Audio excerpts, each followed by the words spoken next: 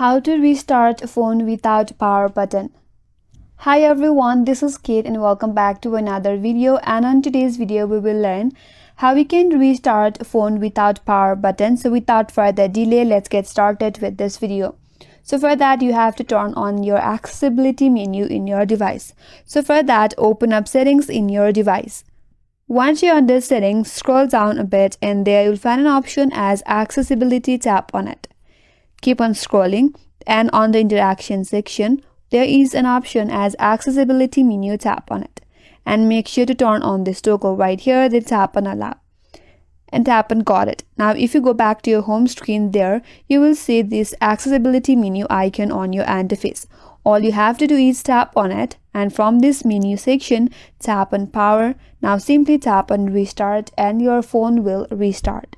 And that's the way to restart your mobile device without power button. And that's all for today's video. Hope this video was helpful, and if you are new to our channel, consider subscribing. Thanks for watching and stay tuned for more videos.